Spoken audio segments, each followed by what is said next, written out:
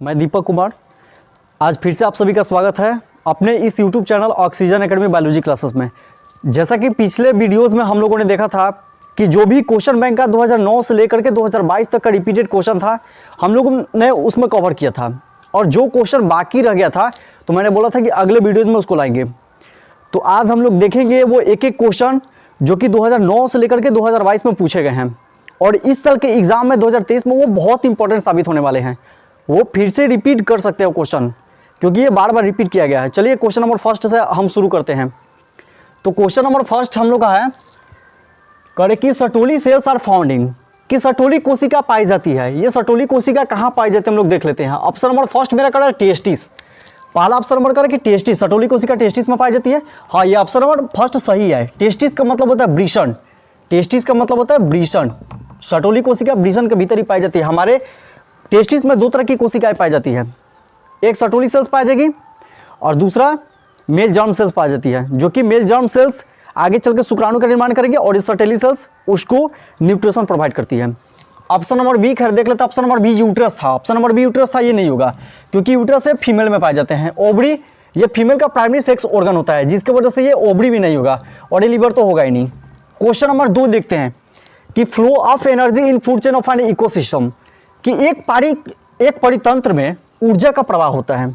कि कह रहे कि एक परितंत्र में ऊर्जा का प्रवाह होता है। ऑप्शन नंबर फर्स्ट है यूनिडायरेक्शनल। यूनिडायरेक्शनल का मतलब होता है एक दिशीय। ऑप्शन नंबर फर्स्ट है कह रहे कि एक दिशीय। ऑप्शन नंबर बी नंबर कह रहे कि द्विदिशीय, कि एक परितंत्र में ऊर्जा का प्रवाह होता है एक दिशीय, द्विदिशीय और मल्टी डायरेक्शनल यानी बहुदिशीय। और ऑप्शन नंबर डी करें नन, कोई नहीं। तो मेरा राइट आंसर यूनिडायरेक्शनल हो जाएगा। ऑप्शन नंबर ए जो है राइट आंसर है यूनिडायरेक्शनल। एक परितंत्र में यानी एक इकोसिस्टम में जो एनर्जी का फ्लो होता है वो यूनिडायरेक्शनल में होता है। क्वेश्चन नंबर थर्ड पर हम लोग फोकस करेंगे। थर्ड नंबर देखेंगे करें कि बायोगैस कंटेन्स, बायोगैस में भाई क्या क्या होता है या बायोगैस के पास क्या पाया जाएगा। इस क्वेश्चन को 2012 और 2021 में पूछा गया था। इस क्वेश्चन को 2012 और 2021 दो बार रिपीट किया गया है क्वेश्चन। और ऊपर वाले क्वेश्चन को भी देखेंगे ये इकोसिस्टम वाले, तो इसको भी दो बार 2017 और 2021 में, इसको भी 2017 और 2021 में। तो ये 2017 और 2021 का जो क्वेश्चन है ये बहुत बार, ये जो क्वेश्चन 2017 में पूछा गया वो मैक्सिमम टाइम जो है 2021 में पूछा गया है। तो क्वेश्चन नंबर थर्ड है बायोगैस में क्या क्या। तो बायोगैस के पास कार्बन डाइऑक्साइड भी पाया जाता है, CO2 भी पाया जाएगा, हाइड्रोजन ये H2S भी पाया जाएगा और CH4 ये मीथेन भी पाया जाएगा। तो ये तीनों पाया जाता है, लेकिन मैक्सिमम अगर बात करेंगे बायोगैस में तो सबसे ज़्यादा पाया जाएगा मीथेन, CH4 पाया जाएगा। CH4 के बाद कार्बन डाइऑक्साइड CO2 पाया जाता है और ये हाइड्रोजन सल्फेट ये H2S भी थोड़ा सा पाया जाता है। इसलिए right answer all of these हो जाएगा। राइट आंसर क्या होगा? All of these. लेकिन इस क्वेश्चन को जो है 2012 में क्वेश्चन बैंक में अगर देखेंगे तो उसमें आंसर केवल CH4 दे दिया है। 2012 के क्वेश्चन बैंक में अगर देखेंगे हम लोग तो उसमें CH4 केवल दिया गया है, बट CH4 नहीं होगा, ये ऑल ऑफ दीज होगा, क्योंकि इसमें सब थोड़ा बहुत सब कुछ पाया जाता है। अगर कहता है ये क्वेश्चन कहता कि बायोगैस मेनली कंटेन्स, कि बायोगैस या मुख्य रूप से बायोगैस में क्या पाया जाता है, तब हम लोग CH4 को मार सकते थे, बट यहाँ पर केवल करें कि बायोगैस कंटेन्स, इसलिए राइट आंसर रहेगा all of these. Question number 4 देखेंगे DNA genetic material of. DNA जो होता है अनुवांशिक पदार्थ है। ये DNA किसका अनुवांशिक पदार्थ है, इस क्वेश्चन को हम लोग देखते हैं। तो DNA अनुवांशिक पदार्थ है tobacco mosaic virus, bacteriophage, both A and B। Option number C करें कि बोथ A एंड B और ऑप्शन नंबर डी करें नन ऑफ दीज। इसका राइट आंसर आ जाएगा बैक्टीरियोफाज, कि DNA जेनेटिक मटेरियल DNA का अनुवांशिक पदार्थ है किसका, तो बैक्टीरियोफाज का है। क्वेश्चन नंबर 5 देखेंगे एनिमोफिली इज पॉलिनेटेड बाय, कि एनिमोफिली परागण होता है, ये एनिमोफिली परागण किसके द्वारा होता है। तो ऑप्शन नंबर फर्स्ट है करे कि ऑप्शन नंबर ए में करे बर्ड्स, पक्षी के द्वारा होता है। नहीं, ये पक्षी के द्वारा नहीं, पक्षी के द्वारा ओरिंथोफिली होता है, एनिमोफिली नहीं। ऑप्शन नंबर ये गलत है। बैट्स ये चिरेटोफिली होता है, ये भी गलत है। स्नेल्स के द्वारा भी नहीं होता है, ये विंड हो जाएगा। एनिमोफिली जो परागण होता है ये पॉलिनेशन होता है, ये विंड के द्वारा होता है, हवा के द्वारा होता है। इसमें जनरली छोटे छोटे घास के पौधे या फिर ये गेहूं वगैरह के पौधे में ये परागण होता है, एनिमोफिली वगैरह। नेक्स्ट क्वेश्चन करें कि anemophily type of pollination is not found in, कि एनिमोफिली ये परागण किस में नहीं पाया जाता है। ऑप्शन नंबर फर्स्ट अगर देखेंगे तो करा ग्रास, ऑप्शन नंबर बी करा मेज, ऑप्शन नंबर सी करा विट और ऑप्शन नंबर डी करा साल्विया। तो ये राइट आंसर इसका साल्विया हो जाएगा, क्योंकि साल्विया में एनिमोफिली परागण नहीं होता। इसमें साल्विया में ये कीट के द्वारा एंटीमोफिली के द्वारा होगा। डोडो है क्वेश्चन नंबर 7 को अगर देखेंगे तो करें कि डोडो है extinct species, endangered species, threatened species, और ऑप्शन नंबर डी करे कि नन ऑफ दीज। तो ये डोडो है क्या? डोडो एक पक्षी है जो कि अब इस धरती पर नहीं है, ये विलुप्त हो चुकी है, इसलिए राइट आंसर इसका आ जाएगा एक्सटिंक्ट स्पीसीज। डोडो क्या है? एक एक्सटिंक्ट स्पीसीज होता है। इंडेंजर्ड का मतलब होता है संकटग्रस्त प्राणी या संकटग्रस्त प्रजाति, तो ये संकटग्रस्त प्रजाति तो है नहीं, चूंकि अब ये तो जीवित है ही नहीं धरती पर, इसलिए राइट आंसर इसका आ जाएगा एक्सटिंक्ट स्पीसीज। क्वेश्चन नंबर 8 देखेंगे तो क्वेश्चन नंबर 8 करे कि chlorella is a type of, chlorella एक प्रकार का है। इस क्वेश्चन को 2021 और 2016 टू टाइम्स इसको पूछा गया है। ऊपर वाले क्वेश्चन को भी देखेंगे तो इसको भी 2021 और 2016 में 2 बार इसको भी पूछा गया है, इसलिए बहुत इंपॉर्टेंट ये भी क्वेश्चन है, बहुत ज़्यादा जरूरी ये भी क्वेश्चन है 2023 के लिए। तो ये देखेंगे। और क्वेश्चन नंबर 8 करे कि chlorella is a type of, chlorella एक प्रकार का है, ये क्या है क्लोरेला? तो ऑप्शन नंबर ए कर रहा है अलगी, ऑप्शन नंबर बी कर रहा है कि बैक्टीरिया, और ऑप्शन नंबर सी कर रहा है प्रोटोजोआ, और ऑप्शन नंबर डी कर रहा है सिंगल सेल प्रोटीन। तो ये सिंगल सेल प्रोटीन नहीं है और प्रोटोजोआ भी नहीं है, ये बैक्टीरिया भी नहीं है, राइट आंसर इसका अलगी आ जाएगा। हालांकि ये इसमें क्लोरेला में बहुत ज़्यादा प्रचुर मात्रा में प्रोटीन पाई जाती है, प्रोटीन पाई जाती है, लेकिन फिर भी ये सिंगल सेल प्रोटीन इसमें राइट आंसर में नहीं मारेंगे। स्पाइरुलिना और क्लोरेला ये सिंगल सेल प्रोटीन होती है, लेकिन चूंकि यहाँ पर एक अलगी का भी ऑप्शन दिया हुआ है, इसलिए पहले अलगी मारेंगे हम लोग। क्वेश्चन नंबर 9 कर रहा है कि हार्माप्रोडाइट ऑर्गेनिज्म इज, कौन सा प्राणी जो है उभयलिंगी प्राणी है? ऑप्शन में दिया है कि हेन है, स्नेक है, बोथ ए एंड बी, और ऑप्शन नंबर डी कर अर्थवर्म है। हमको इसमें हार्माप्रोडाइट प्राणी को पहचानना है, यानी उभयलिंगी प्राणी को। तो पहले जानेंगे कि हार्माप्रोडाइट ये होती क्या है, उभयलिंगी क्या होती है।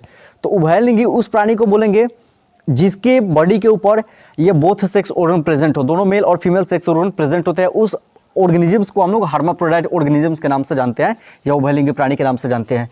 तो हेन में मेल और फीमेल पाए जाते हैं, ये नहीं होगा, स्नेक भी नहीं होंगे, और सी नंबर तो होगा ही नहीं, both A and B. Right answer आ जाएगा डी नंबर, अर्थवर्म, लीच, ये सब जो होते हैं हार्माप्रोडाइट ऑर्गेनिजम्स होते हैं। क्वेश्चन नंबर 10 को देखेंगे। क्वेश्चन नंबर 10 कह रहा है कि विच वन इज नॉट हार्माप्रोडाइट। ये देखिए हार्माप्रोडाइट, यहाँ भी ये भी क्वेश्चन है हार्माप्रोडाइट का, और ये भी क्वेश्चन है हार्माप्रोडाइट का ही है। ये हार्माप्रोडाइट वाले क्वेश्चन को 2016 और 2017 ये दोनों लगातार पूछा गया है।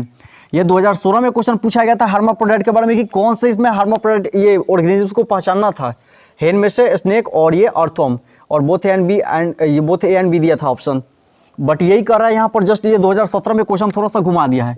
2017 में क्वेश्चन दे रहा है कि विच वन इज नॉट हार्माप्रोडाइट, कि निम्न में से कौन उभयलिंगी नहीं है, और ऑप्शन में क्या है कि टेपवर्म है, अर्थवर्म है, हाउसफ्लाई है और लीच है। तो इसमें राइट आंसर आ जाएगा हाउसफ्लाई, क्योंकि लीच जो होता है ये हार्माप्रोडाइट होता है, इसलिए ऑप्शन नंबर ये नहीं होगा। अर्थवर्म भी हार्माप्रोडाइट होता है, इसलिए ये भी नहीं होगा।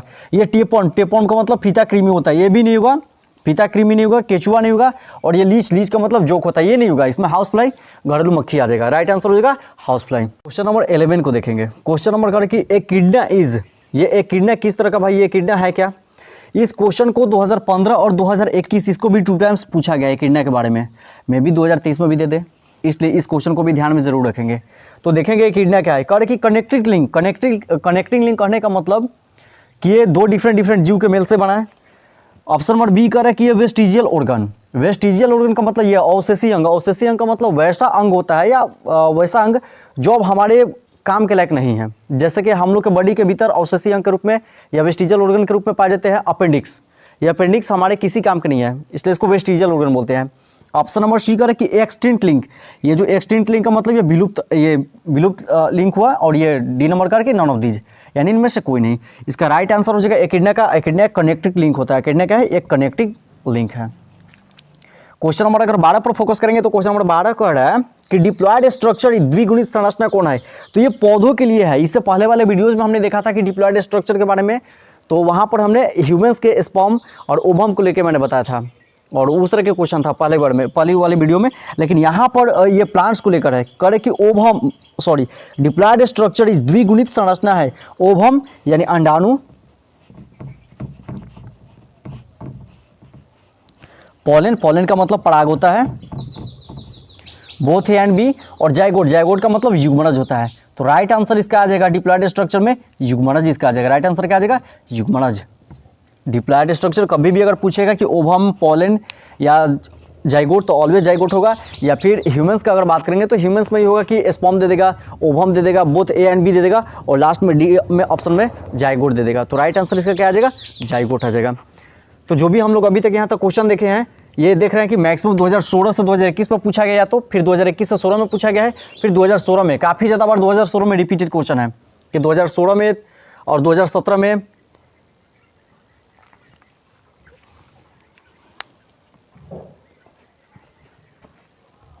क्वेश्चन नंबर 13 करें कि chromosome number in human being is, कि मनुष्य के भीतर गुणसूत्र की संख्या पाई जाती है। इस क्वेश्चन को अगर हम लोग देखेंगे तो 3 टाइम्स रिपीट किया गया है। ये 2017 में भी पूछा गया है, 2021 में भी पूछा गया है, 2015 में भी पूछा गया है, बट ये 2017 में ये वाली क्वेश्चन पूछी गई। ये वाली क्वेश्चन करे कि chromosome number in human being is, कि मनुष्य के भीतर गुणसूत्र की संख्या पाई जाती है। इसमें देखेंगे तो ऑप्शन नंबर ए मेरा करेगी 44 + XX, ऑप्शन बी करेगी 44 + XY, ऑप्शन नंबर सी करेगी 46 + XY, ऑप्शन नंबर डी करेगी 46 + XY।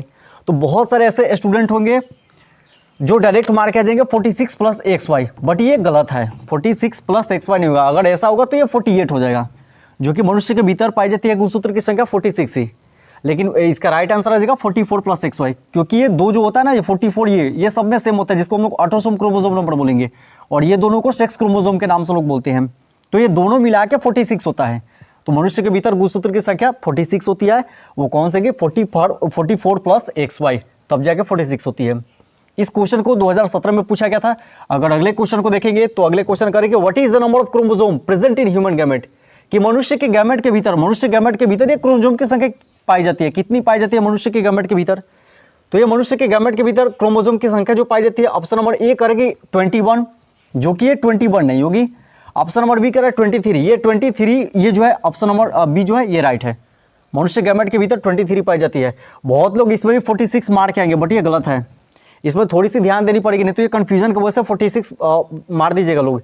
इसलिए 46 क्या है, गलत है। गैमेट में जो होती है ये 23 ही होती है, 46 नहीं होती है। इस क्वेश्चन को 2015 और 2021 में 2 टाइम्स इसको भी पूछा गया है, इसलिए बहुत इंपॉर्टेंट होने वाला है। ये भी क्वेश्चन को ध्यान से देखेंगे, मे बी ये आने वाला एग्जाम में 23 में इसको भी दे दे, क्योंकि हम लोग अभी जो भी क्वेश्चन हम लोग देख रहे हैं ये क्वेश्चन बैंक का क्वेश्चन है, रिपीटेड क्वेश्चन है, जो 2009 से लेकर 22 तक में ये पूछा गया है।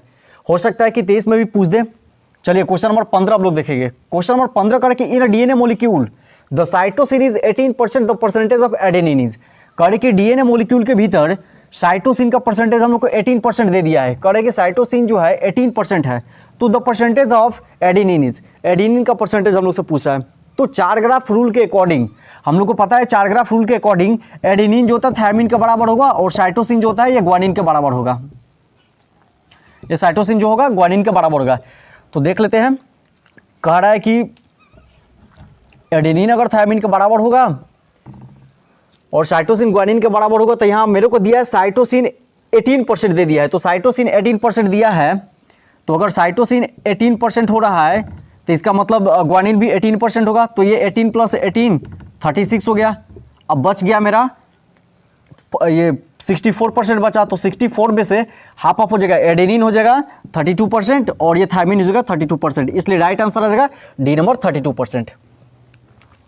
क्वेश्चन नंबर 16 कर कि Wuchereria bancrofti causes filaria in human being, it is of which group, कि जो उचेरेरिया बैंक्रफ्टी है या मनुष्य के भीतर जो फाइलेरिया बीमारी फैलाता है, ये किस समूह से बिलोंग करता है।